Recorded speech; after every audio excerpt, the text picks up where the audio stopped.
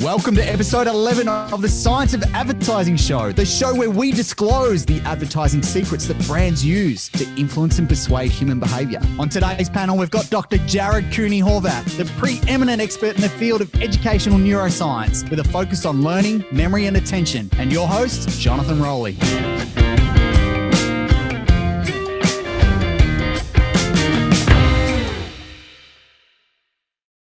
Dr. J, welcome to the show. Hello, how you doing?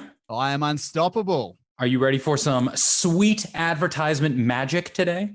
I am, and we have a massive lineup today. It's so big, and it's very bloke-centric as well. So for the ladies, this one coming for you. It is indeed. And we have 3 new pieces of work today. So we'll be starting with the latest from Kennards. That's Kennards Hire. And then we'll jump to Compare the Pair, where we have Menulog and Uber Eats. They go head to head with their latest creatives. They'll be fighting it out for the takeaway and home delivery crown. Then ladies, we have something for you coming towards the end. We'll keep that as a little bit of a surprise, but just as a little hint and a little bit of an insight, it's Dr. J's favorite aftershave brand. Tell you what, look at your man, now look at me. Don't you wish he was me? Look at your man, look at Dr. J. Look at your man, look at Dr. J. Mm-hmm. Unfortunately, he's not me. Aren't you lucky? My wife would say, lucky you. Oh. Lucky you. All right, well, let's rip straight into it. Let's have a look at the latest work from Kennards Hire. Over to you, Jake.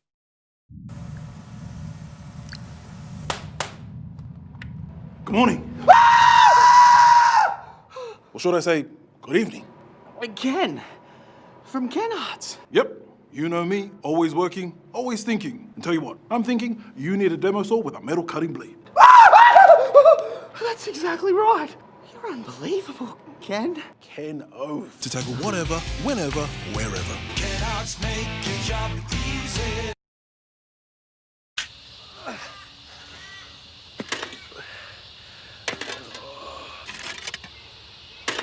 Uh-oh.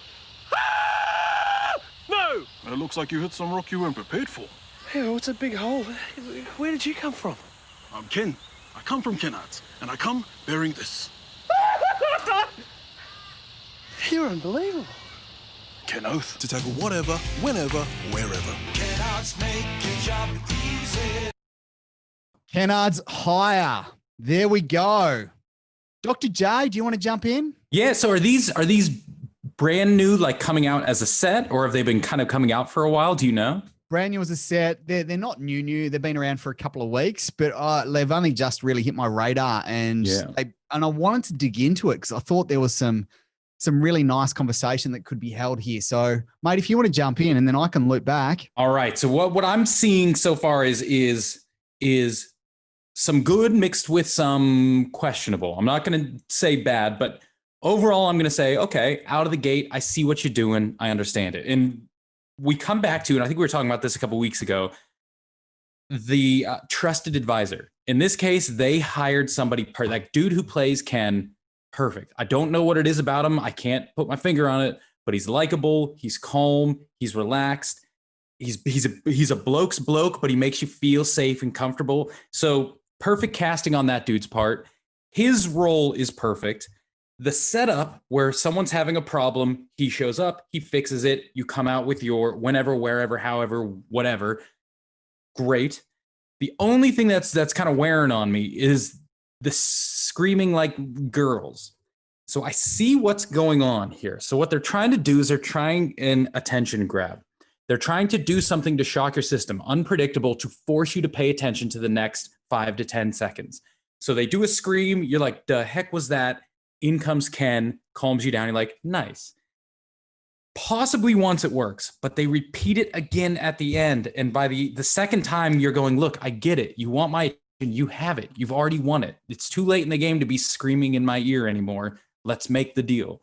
So I get it, but I don't love the execution on the scream. I feel like there could have been something else at that moment to draw our attention to get us to pay attention So again. just on the second scream or the first scream? I would go back to the first scream too. I think the scream is, and maybe it could have just been my speakers, but it feels like it's even mixed higher than the rest, specifically to grab your attention, to be like, we're going to set the tone here, and then momentarily we're going to rip it up into plus. We're going to turn that volume to 11, bring it back down, but that's to get you.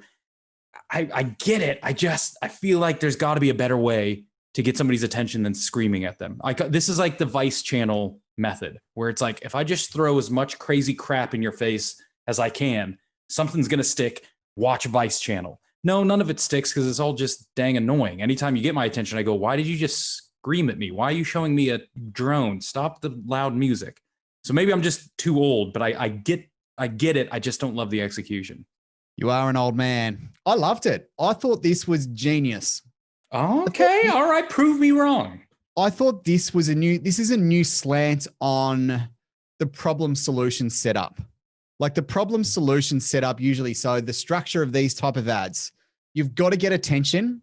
So the way most problem solution ads get attention is through a question, a celebrity, something that jumps out that you either recognize or it just breaks your pattern or it really grabs you.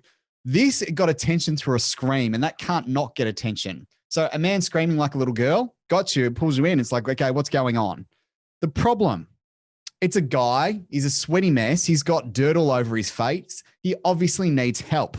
Mm-hmm. The solution, to your point, Ken is cast beautifully.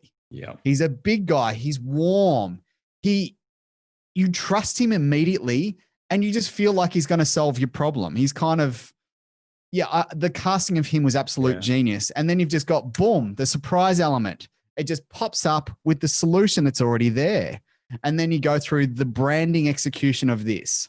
It's Ken from Kennards. Yeah. Then you've got Kenoth, which especially in that demo really appeals to the Aussie tradie. Yeah. Like that's just a word that they use anyway. So they're trying to now hijack that word for Kennards anytime you say Kenoth, and that could become stronger in the Aussie vernacular as well.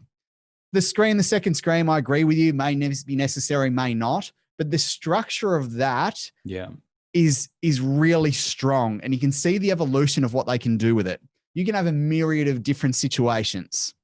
Problem, guy in construction site. Problem, guy at home handyman. Like I watched the ad and I just wanted to order one of those, like a hydraulic, jacking machine just so I could go and play in the backyard. And it made it so simple and accessible to the average guy that Kennards is not out of reach, but it's also for the professional as well who needs a solve. And I think everything you've said is spot on. So if push comes to shove, I'm going to say yes to the ad. And that's why I was asking if it's brand new or not, because I can see them. It's one of those perfect molds where now you can put in anyone having any problem you want. You can make a million of these. And that's what I love about it. This will have longevity. Yeah. This will do very, very good things for your brand. And this will also do good things for immediate response. And there'll be immediate impact that this brand should have if the media strategy aligns. And speaking of, it's interesting. We'll get to this in a second, but that idea of having a template, that's the same thing that Uber Eats has done. They got their template and now they can just throw it everywhere. And now they've got longevity. They've got a platform for their brand that they can just remind and refresh memory structures and make it new and interesting every time. But there's a structure. And when there's a structure, it makes the creative very easy because you just need to fill in the parts. You don't need to create a new concept every time. Yeah. And that's what I kind of feel like remember a couple of weeks ago, we were looking at I still can't tell you the one where the guy's getting pulled out of a car by a UFO and it has to do with. Oh, Budget Direct. Budget Direct. How many more times do I got to prove it to you, Budget Direct? I don't remember your damn name. They kind of had a template in that they had those two characters, but they never really locked a very clear progression down. So every time you saw one of those commercials, it was so different to the point where they were almost there, but that's a good example of an execution where you have a loose template, but it's not strong enough to just make it easy enough to go, every time I see it, I recognize who I'm talking about. Boom, boom, boom, easy. But that's your loose template of two characters. They're the only real commonalities in it. And there's a loose problem in it that they try and solve at the end. Yeah. This is a very clear structure and you can nearly map it out. Got attention, set up the problem. Here's the solution. Anchor your brand all the way through. Yeah. Boom. And that is also what they did very well. So I would be curious to see. So if we're okay with the Scream, so that's where I'm just gonna put my hat on the Scream. You let go of the Scream. Would love to see how it works with their demographic, because very clearly they're doing the smart thing and they're saying we're going for one very specific group of individuals. I could just be out of that group to the point where I think a man screaming, I don't find it comical, but it could be that group, when they hear a guy scream like a girl, that could be like something that's a big joke to them. And it's like, look at this. So I would love to just see the kind of test of that scream on different groups to see who responds to it, who doesn't. But overall, if the group that they want responds to it, they just nailed it. Yeah. And just going back to I totally agree, but going back to the brand. So their positioning on this is whatever, whenever, wherever. Yeah. That is what they're demonstrating through this story that they're sharing as well. Yeah. So they're really bringing to life their tag. Then they've got the Kennards jingle, which they've had for quite some time. Kennards, make your job easy. And they've got the jingle that goes along with it. They haven't lost that. Yeah. They're just enhancing their existing long-term branded assets. This I really like it, and I really like where they're going. I think there's big things happening for this brand, and this is only going to help them take share. And you want to know what? It's another good sign that it's effective is I've seen Kennards for 10 years and couldn't have told you before today what the hell they did. I knew they had something to do with business. I thought maybe they were trucks. Now I know what they do. From 2 ads, I'm very clear on what they do, and I'm actually, if I have an issue, I'm thinking, cool, now I know where to turn for that stuff. So it's a smart move. It's now a thing for me. So that means it's effective. It is. And again, the right medium, which is video. You couldn't do this through radio anywhere near as effectively. They've really brought it to life. So full votes, Kennards, well done. You know what they might try? How many times have you seen that where you've seen a good commercial and then you hear the radio version of it and you're like, if I didn't see that commercial, that wouldn't have made any sense to me. So I wonder how many people do that. They just take the jump from, here's the TV ad, let's just throw the audio out. People will get it. And I'm like, a lot of the time, I don't know if they will. It's a great point. Not enough brands think about what message am I trying to deliver and what is the best vehicle to get that across. Yeah. It's like, here's an idea. Let's put it across everything. And you're like, that doesn't work on radio, but sure as hell, that is a home run on video. If you get a guy screaming on radio, people aren't going to get that it's because Kennard guy just appeared beside him. The scream is linked to the visual game. You take that away, you'd have a scream on a radio and people be like, duh.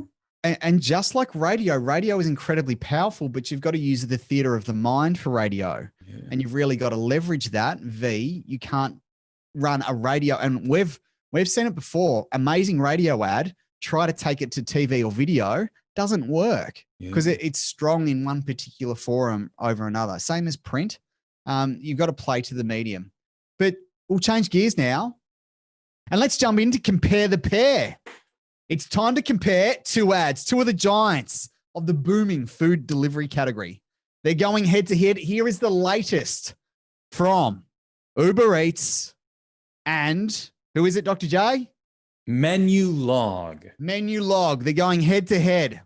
This is a fight in the long battle or the war that is. Who will win this fight? And then who will win the war long term? I'll be curious to get your thoughts. But here we are, Dr. Chris and Agro against Snoop Dogg and his NRL tribe in Menulog. Over to you, Jake.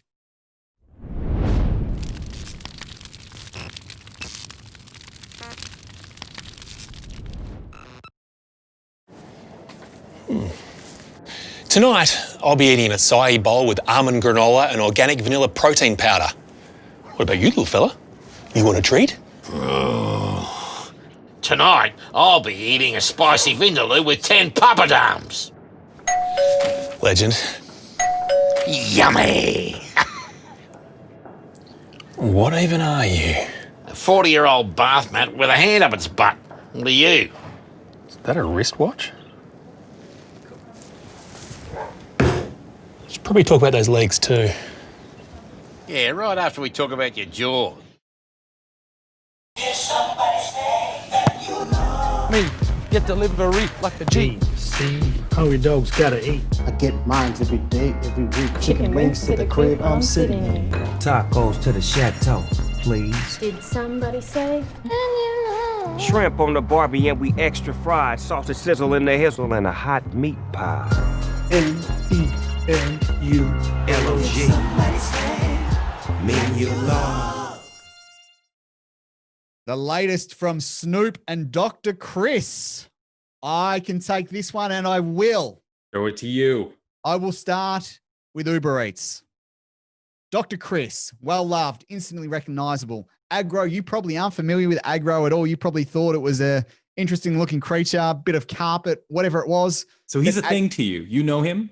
Aggro, if you grew up in the 90s, you would have seen him on Aggro's Cartoon Connection. So especially kids, you would know exactly who Aggro is. Well loved for his banter. He was kind of a little bit cheeky. Yeah. So you instantly know who these two characters are.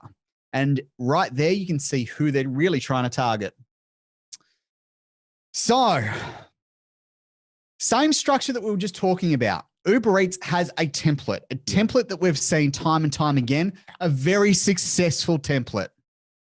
The one thing I loved about this ad, it leveraged the character's personality beautifully. They're not the celebrity trying to be someone they're not. Dr. Chris was being Dr. Chris, who is that lovable vet, but he's got a bit of personality to him as well. And Aggro as well was bringing a bit of chewed.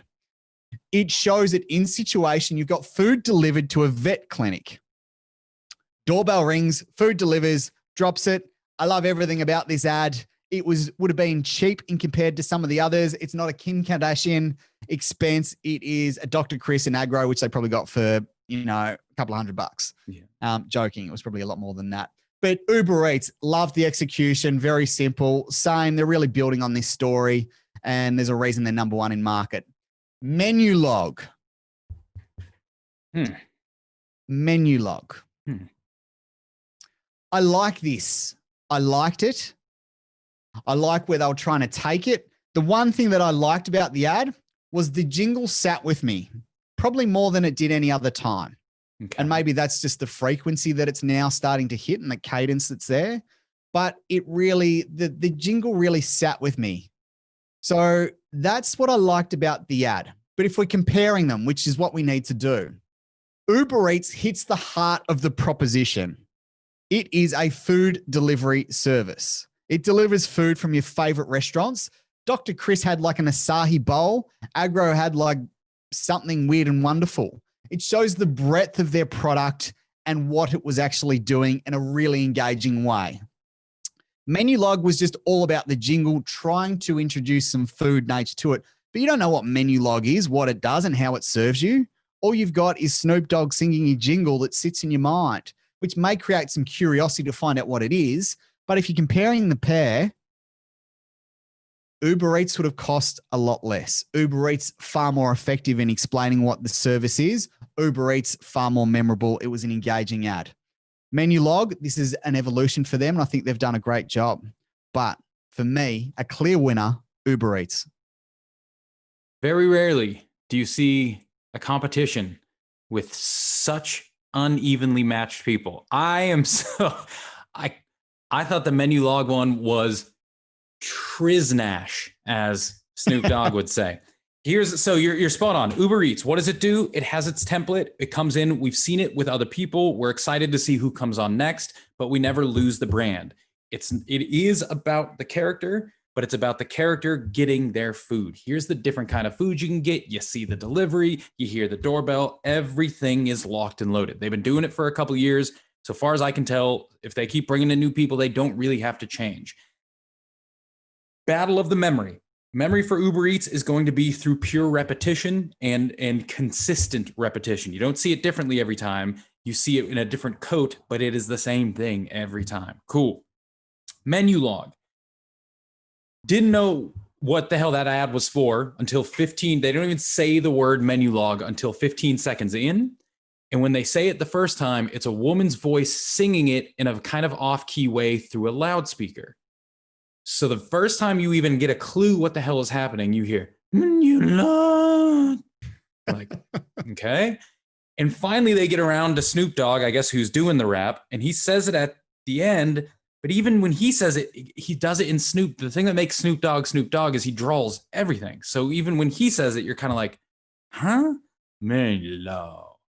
The only time you really hear what the hell this ad is about is when the gospel singers sing it at the end. And I'm with you now. What we have is acoustic encoding.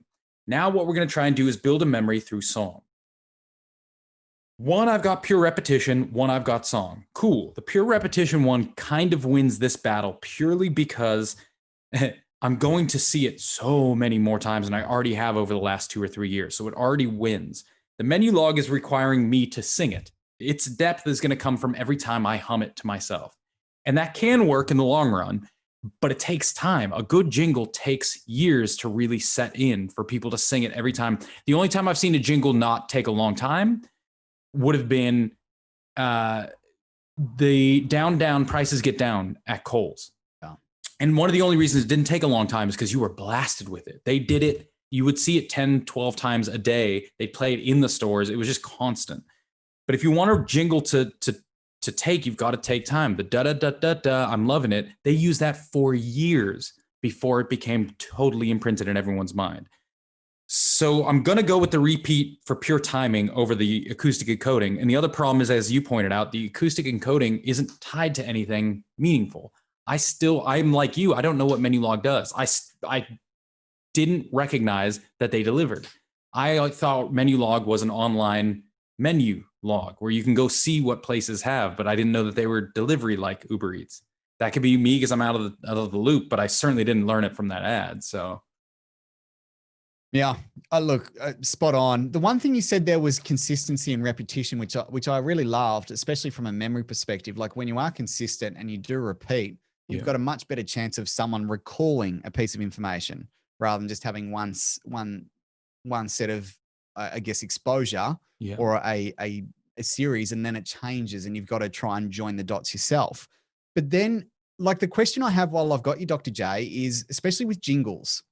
So this is about not only, I guess, information coming in and being retained, but what's the difference when you recall it?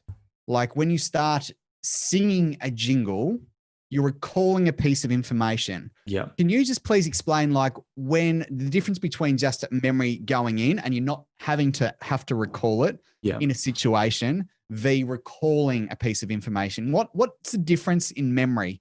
So you've got the incoming is what you call encoding, and the outgoing when you recall something is called retrieval. Beyond a shadow of a doubt, stronger memories are always born from retrieval. Encoding is a very simple process and it's always on. Information is always going into your brain. If you want a deep, lasting, durable memory, it's about ripping it out of your brain yourself, putting in that effort to pull it out. So in this sense, a jingle would almost always be one of the best things you can come up with, because if you can get somebody singing a jingle, congratulations, they're doing the hard work. That memory, every time they sing the jingle, the memory gets a little bit deeper and they're more likely to sing it the next time. And again, and again. And this is why 30 years on, I still know AM, PM, mini market, drive your car right up to the front and park it. Haven't heard that in 30 years, but because I sang that son of a bitch so many times, it got stuck in there. This is what the McDonald's did so well with their 2 all beef patty, special sauce, lettuce, cheese. And they said, now that you've if you see the original commercials, now that you've heard this song, go sing it at your local McDonald's. They were begging people to sing the song, and through the singing, that's where it got stuck. So anytime you can get people doing the work themselves, it's going to be great. Jingles are great for that. The trick is to recognize that is your jingle tied to something else? So when I sing the Menulog song, I now know your name, but I have it tied to nothing. So it's just a noise that goes through my head, and that's cute. What have you got it tied to? What does it lead me to want to do? Is there some action that I get to do with it? And once you marry those two together, then and it might take time. That's when you're going to have a successful jingle. Is once people know that song so well that every time they step into your store, think about your product, they sing it to themselves. Congratulations. I'll loop back to Kennards now, because exactly the same principle. You're looking at either Ken from Kennards. So you have a problem, you're like, oh, where's Ken? That could become a joke. Yeah. Or when someone says Kenoth, if you own that word, then you go Kenoth. Oh, Ken from Kennards. Oh, Kennards. There's a series of events that happen there that you can tie back to what the actual brand and product and what that actually means. So you can actually loop back to that's what it is. And that's the journey. Whereas Menulog, to your point, isn't anchored to anything. You go Menulog, but then what does that anchor to? What else is that associated to? And you hear that too. I think that's great, is if I'm in a problem, that's my trigger. What is going to be my response to that trigger? It's not going to be, like you just said, oh, where's Ken? Why? Because the ad taught me anytime you're in a bind, here's what I want you to think of. They did the work for me, and now all I got to do is live my life and do that. Menulog, if I see Snoop Dogg, I might sing that song. But I'm trying to think, there was nothing else in that commercial that's even remotely memorable. Do you know were the people at the beginning famous athletes? Or who were they? Like the strategy behind this, they've tried to make it a mini Super Bowl, which is also why it's become a very expensive act. It's the NRL, so State of Origin's on. So this is going to feature in the State of Origin. And the State of Origin TV numbers are actually dismal because it's now running in summer or nearly summer v what it normally would. So the audience is well down. They would have paid a lot for the people. So let alone Snoop and everyone else that's in the ad, the talent costs are really high. So you've got the best of the best players there. So anyone in New South Wales will absolutely recognize who's there. Victoria doesn't mean anything. They won't know who they are. You know, South Australia, WA, they're not going to know who that. So that's why also I think this is a flawed strategy. You've tried to create a mini event like a Super Bowl, but it's not a Super Bowl. In Dr. Chris, known everywhere. He's on so many stations and so it doesn't matter if you're Victoria, Adelaide. So long as you are an Australian, you're going to see that guy and go, yep, I know him. And that's where it works. And this is where people get celebrities wrong. You want the celebrity that is instantly recognizable. Someone that you trust, that if they give their opinion, you'll want to follow. And this goes back to the herd. We're mammals and we're a herd animal. If someone's got high status and they give a recommendation or an endorsement for something, chances are the herd will follow the lead of the high status individual. That is why celebrities are so powerful to influencing, persuading the masses. But get it wrong. And where you get it wrong is you just buying a celebrity, but there's no natural fit to the brand. There's no natural fit to the product. Yeah. Like Snoop and Menulog is a long bow anyway. Yeah. But then all it is the song. So the hero becomes the song and the jingle, not the actual product, not the actual service. Where in Uber Eats, the hero is the product. The hero is the service. The characters and celebrities just bring it to life. Yeah. Yeah. I wonder what you're right. Menulog is nothing but Snoop Dogg. It's the Jason Momoa all over again. It's an ad for Snoop Dogg. Hey, look, he made a new rap. We haven't heard from him in a while. Cool. See you later. Clear winner. So the winner of the fight, Uber Eats left and right, just mopped the floor with Menulog. I can't see them winning this war or even coming close to it. I think the share's already gone to Uber Eats. They're coming off the back foot from Menulog. I cannot see them with the structure they've got and the creative execution Uber Eats have. They've just mopped up. They're going to win this by a long, long way. It's a perfect example. I don't think anyone stood a shot. As soon as Uber decided they wanted to get into this market, because they already carried a name with them, Uber blank, they already won. It's as soon as you think, oh, food can get delivered, the first thing that's going to pop in your mind is what drives Uber. There you go. You win. And that's an interesting one. So you look at owning the words in a consumer's mind. So, Uber Eats is really owning takeaway or food delivery in consumers' mind. As soon as you think, oh, I want takeaway, but I want it delivered from my favorite restaurants, what do you think of? Uber Eats. It's Uber Eats. And as soon as you start using their platform, they've already got mass usage of their platform. Everyone else is coming from, the weaker position. So I cannot see Uber Eats losing this in a million years. It'd be interesting to think, what would you need to do? Kind of like what you were talking about with Pizza Hut and Domino's. Well, if Pizza Hut owns pizza and eating it, Domino's, sweet, we're going to own delivery. What would you have to do to even enter into this market to make it meaningful, to differentiate from Uber Eats?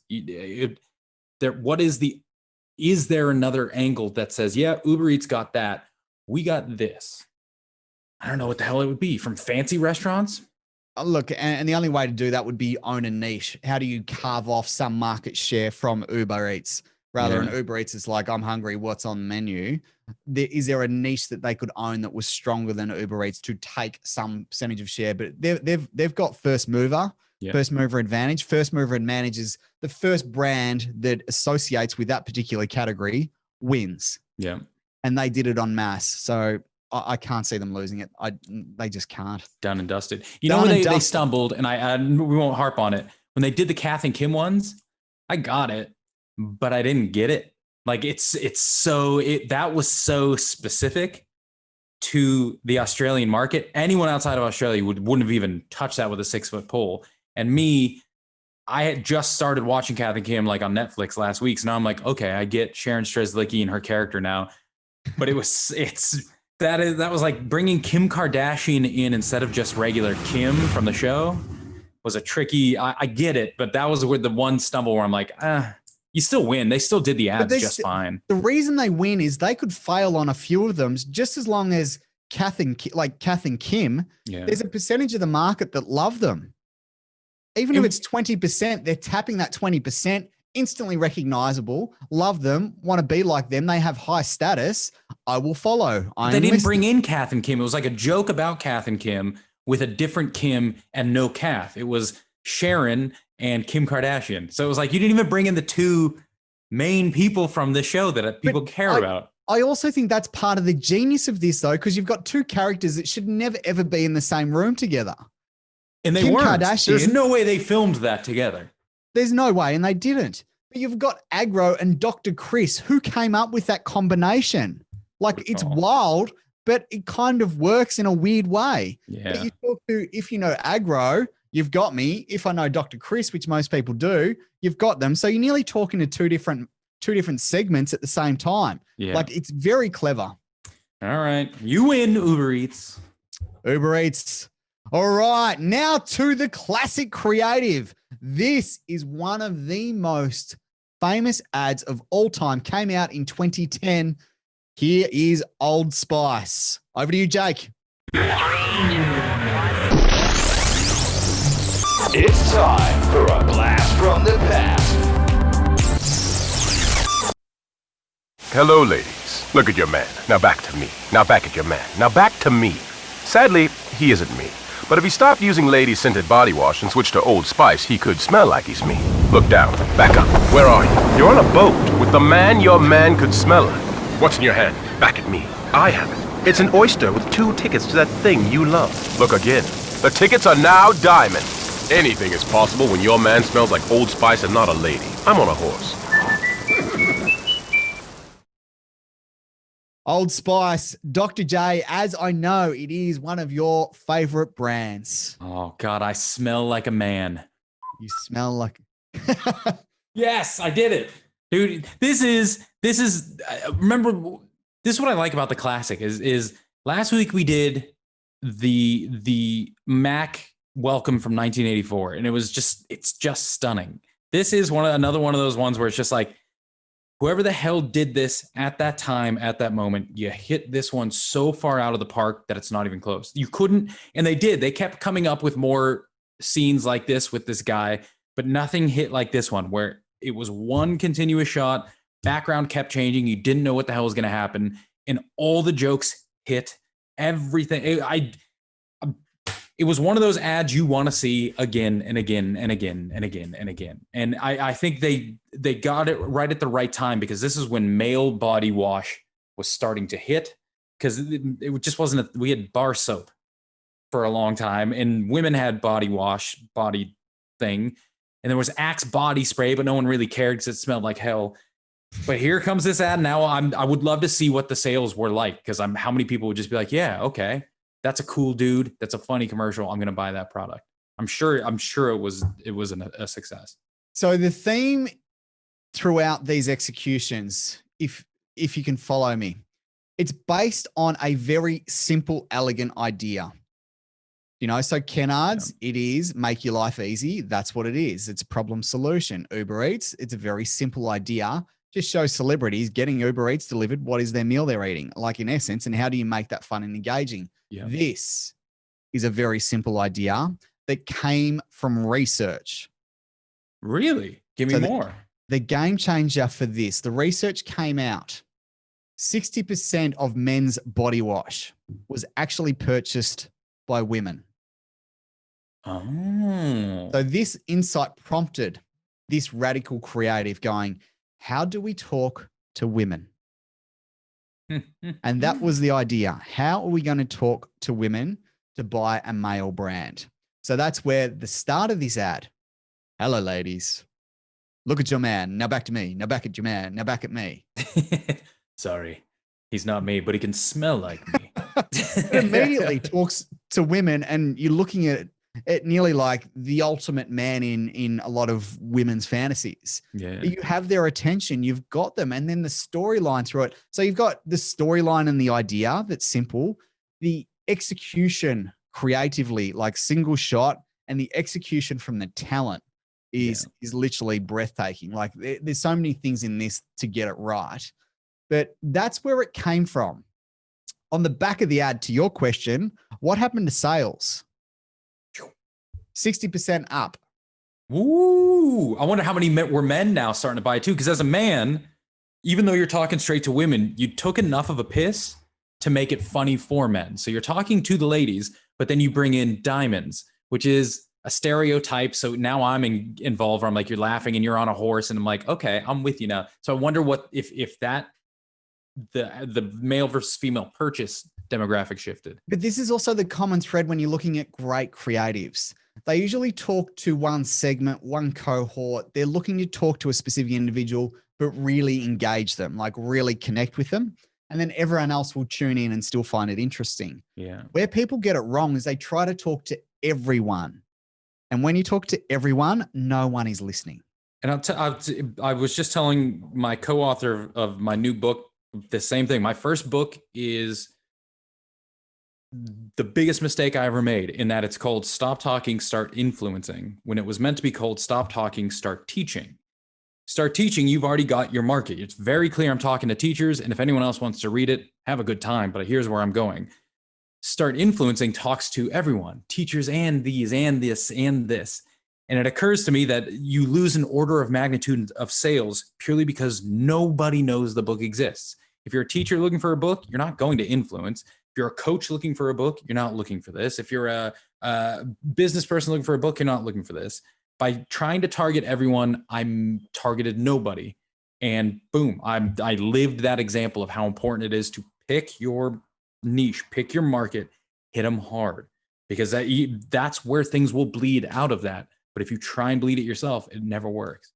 Totally. So you've got simple idea that came from research, incredibly well executed. But the idea, and this is where many brands, they're not spending enough time on the research to understand where are the opportunities, and then how do I create a message that's going to capitalize on that opportunity, rather they're just coming up with weird and wacky ideas because they're spending all the time in the creative, not enough time on the research. If you look at a lot of the great creatives, a lot of the great brands that have come, it's come from research.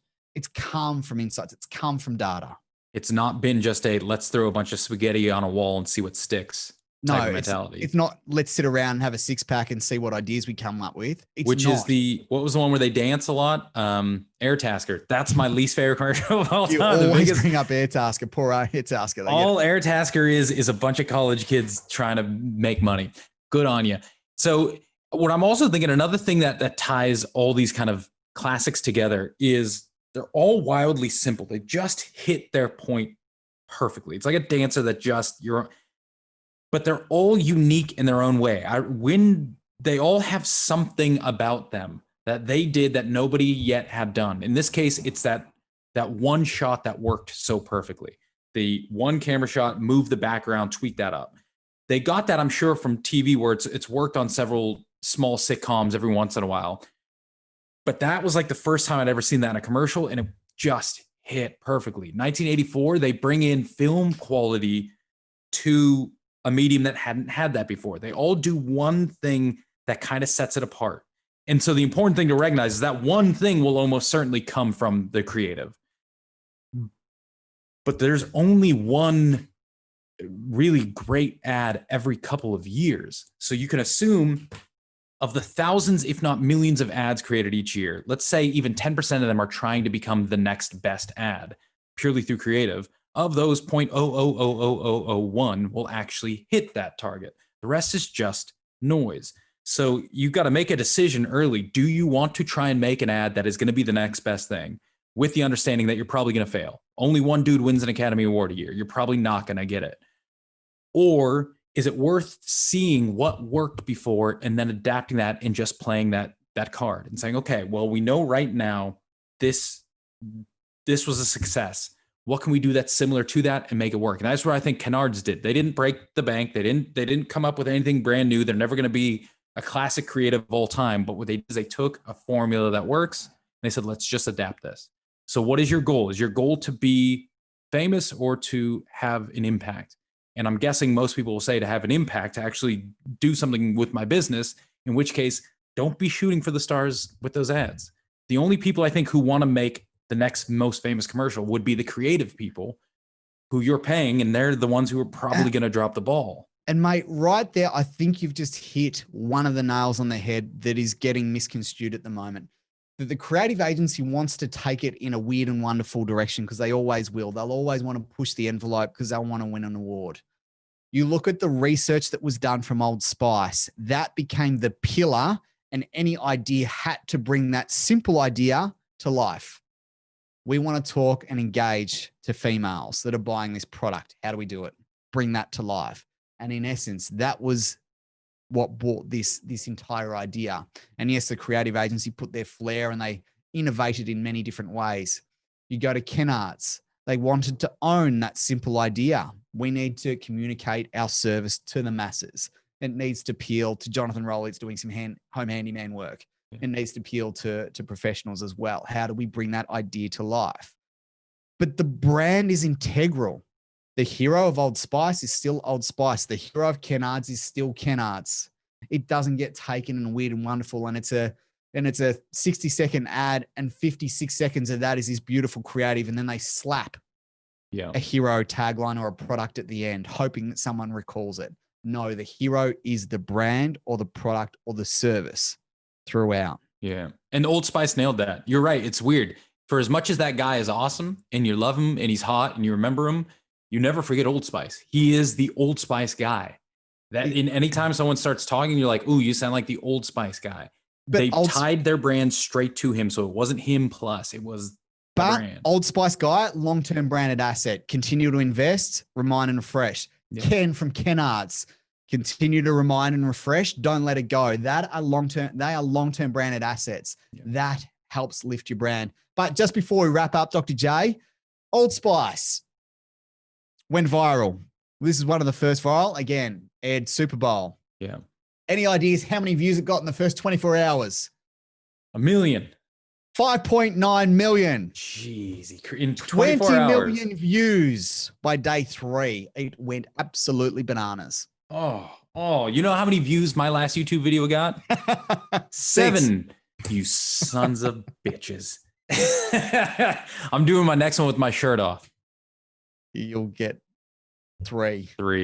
It'll be there'll be my mother saying, "Where's your shirt? Please put some clothes on." And then you'll get a delivery in the post from the US with 3 new t-shirts. Jared, please. I see you've lost your clothes, dear. Put your nipples away. Anyway, Dr. J, let's wrap it up. That is episode 11. Big episode. Big shout out Uber Eats, Kennards, beautiful work there. Old Spice, again, amazing for all those that were involved. Dr. J, over and out. Jake, over to you.